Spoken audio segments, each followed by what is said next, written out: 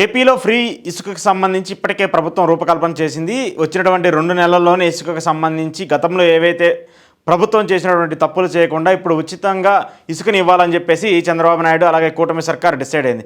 అయితే ప్రధానంగా ఇప్పుడు ఉన్నటువంటి కూటమి సర్కార్ ఆరోపిస్తుంది ఏంటంటే, గతంలో ఏదైతే జగన్మోహన్ రెడ్డి ఇసుకను అడ్డం పెట్టుకొని ఆయనకు సంబంధించినటువంటి వ్యక్తులు కానివ్వండి, ఎమ్మెల్యేలు కానివ్వండి అక్రమంగా దోచుకున్నారు. దీని వెనక వేల కోట్ల ఆదాయాన్ని వైసీపీకి సంబంధించిన నేతలు లబ్ధి పొందారని చెప్పేసి చేస్తూ ఉంది. అయితే దీనికి సంబంధించి ఇప్పుడు గతంలో ఉన్నటువంటి ఇసుకకు సంబంధించి ఏవైతే ఉన్నాయో వాటన్నిటిని కూడా తొలగిస్తూ ఒక ఫ్రీ ఇసుక విధానాన్ని ఇప్పుడు తీసుకొస్తూ ఉంది. కేవలం రవాణా ఖర్చు మాత్రమే భరించాల్సి ఉంది ప్రజలు, ఎవరికైతే ఇసుక కావాలో మిగతా ఇసుకను మాత్రం ఫ్రీగా ఇస్తామని చెప్పేసి చెప్తూ ఉంది.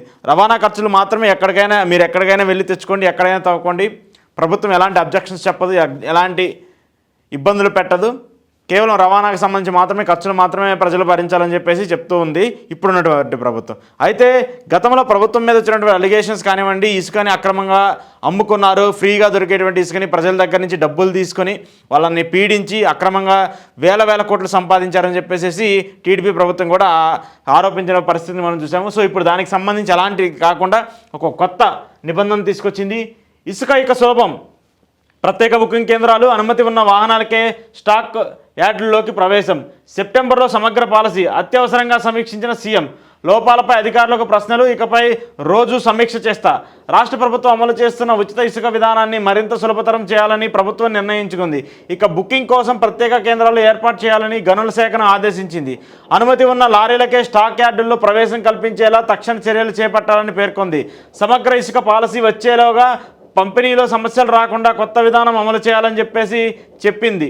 ప్రభుత్వ ప్రధాన కార్యదర్శి నీరబ్ కుమార్ ప్రసాద్, గనుల శాఖ ముఖ్య కార్యదర్శి మీనా, ఇతర అధికారులు పాల్గొన్నారు. ఇసుక పంపిణీలో నెలకొన్న సమస్యలపై సీఎం తీవ్ర అసహనం వ్యక్తం చేసినట్లు తెలిసింది. ప్రజలు మేలుకోరి ఉచిత ఇసుక విధానాన్ని తీసుకొస్తే ఈ గందరగోళం ఏమిటి? ఉచిత ఇసుక విధానం కన్నా గతంలోనే ధరలు బాగున్నాయన్న ప్రచారం ఏమిటి? ఈ సమస్య ఎదుర్కొన్నాయి, పరిష్కరించడానికి ఇంతకాలం ఎందుకు వేచి ఉన్నారని చెప్పేసి కూడా వాళ్ళని ప్రశ్నించేటువంటి పరిస్థితి కనపడింది. ఉచిత ఇసుకపై జరుగుతున్న వ్యతిరేక ప్రచారం, వస్తున్న ఆరోపణలు, విమర్శలు, ప్రభుత్వానికి అందుతున్న ఫిర్యాదులపై చంద్రబాబు తీవ్రంగా స్పందించినట్లు తెలిసింది. ఈ సందర్భంగా కీలక నిర్ణయాలు తీసుకున్నారు. అంటే ఇందాక నేను ఏదైతే చెప్పానో, గత ప్రభుత్వం చేసినటువంటి ఇసుకకు సంబంధించి లేదంటే ఇప్పుడు చంద్రబాబు నాయుడు తీసుకొచ్చినటువంటి ఈ ఇసుక పాలసీకి సంబంధించి వైసీపీ కొన్ని ఆరోపణలు చేస్తూ ఉంది. చంద్రబాబు నాయుడు చెప్పిందంత అబద్ధము, ఏవైతే ఇక్కడ ఏదైతే ఉన్నాయో వాటికి మాత్రం, అంటే కొన్ని ఎవరికైతే బుకింగ్కి సంబంధించి ఎవరికైతే ఇవ్వాలో లేదంటే ఆ బుకింగ్స్ టీడీపీకి సంబంధించిన నేతల దగ్గరే ఉంటాయి. దాంతోపాటు లారీలు ఏవైతే లైసెన్స్డ్, అంటే దానికి సంబంధించి ఎవరికైతే అనుమతులు ఉంటాయో వాళ్ళకి మాత్రం ఇవ్వాలని చెప్తున్నారో ఆ అనుమతులు కూడా టీడీపీకి సంబంధించిన ఎమ్మెల్యేలవో లేదంటే టీడీపీకి సంబంధించిన మంత్రులవో వాళ్ళ నేతలవో వాళ్ళ బినామీలు మాత్రమే ఉంటాయి అని చెప్పేసి వైసీపీ ఆరోపిస్తుంది. దాంతోపాటు టన్ను ఇసుకకి ఇంత ధర పెట్టారు, లేదంటే రవాణా ఛార్జీలు ఇంత వేస్తున్నారు అని చంద్రబాబు నాయుడు గారు చెప్తూ ఉన్నారు.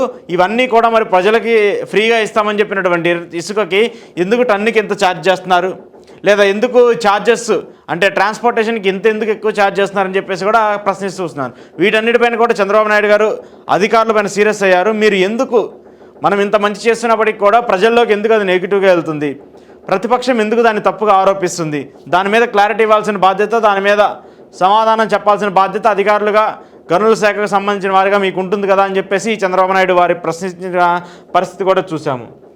ఇక మరోవైపు యార్డులో బుకింగ్ లేదు, ఇసుక స్టాక్ యార్డుల వద్ద బుకింగ్ చేయడానికి వీల్లేదని, దీనికి ప్రత్యేకంగా కౌంటర్లు, ఆఫీసులు ఏర్పాటు చేయాలని సీఎం చంద్రబాబు ఆదేశించారు. దీనివల్ల ఆఫీసులు ఏర్పాటు చేయాలని, దీనివల్ల గందరగోళం తగ్గుతుందని అధికారులు కూడా పేర్కొన్నారు. ఈ మేరకు జిల్లా కలెక్టర్లకు బుకింగ్ ఆఫీసులను ఏర్పాటు చేసి ప్రజలకు తెలిసేలా ప్రచారం కల్పిస్తారు. ఉచిత ఇసుక కావాల్సిన వారు బుకింగ్ ఆఫీసులో బుక్ చేసుకొని రసీదు తీసుకోవాలి. బుకింగ్ సమయంలోనే స్టాక్ యార్డుకు వాహనాన్ని ఎప్పుడు తీసుకెళ్లాలో, లోడ్ ఎప్పుడు వేయించుకోవాలో తెలిపే టైం స్లాట్ కూడా రసీదులోనే పేర్కొంటారు. అందులో ఎన్ని టన్నుల ఇసుక కావాలి, వాహనం ఏంటి, దాని నెంబర్, ఇలా పలు వివరాలు నమోదు చేయించుకోవాలని, సదరు రసీదు తీసుకొని నిర్దేశించిన సమయానికి స్టాక్ యార్డుకు వెళ్లాలని చెప్పేసి తెలిపారు. గతంలోనే ఈ యార్డులు ఉన్నాయి ఇసుకకు సంబంధించి, గతంలో యార్డులు ఏవైతే ఉన్నాయో వాటిని కంటిన్యూ చేస్తూనే దానికి సంబంధించి ప్రజలు ఇబ్బంది పడకుండా డైరెక్ట్గా ఇప్పుడు కలెక్టర్లకి దాని మీద అవగాహన కల్పించి కొత్త సెంటర్లు, కొత్త బుకింగ్ స్టాల్లు ఏర్పాటు చేసి, అవి కాకుండా గత ప్రభుత్వంలో ఉన్నటువంటి బుకింగ్ స్టాల్స్ కాకుండా ఇప్పుడు కొత్త బుకింగ్ స్టాల్స్ని ఏర్పాటు చేసి దానికి డైరెక్ట్గా ప్రజలకు అనుసంధానం కల్పించే విధంగా ఒక స్టాల్స్ని ఏర్పాటు చేయాలని చెప్పేసి ప్రభుత్వం నిర్ణయం తీసుకుంది. సో ఇప్పుడు ఎవరికైనా ఇసుక కావాలంటే డైరెక్ట్గా బుకింగ్ స్టాల్కి వెళ్ళి వాళ్ళు దానికి సంబంధించినటువంటి డబ్బుని అక్కడ చెల్లించిన తర్వాత మీకు వాళ్ళకి ఒక టైం ఇస్తారంటే ఒక పేపర్ ఇస్తారు, ఒక స్లిప్ ఇస్తారు.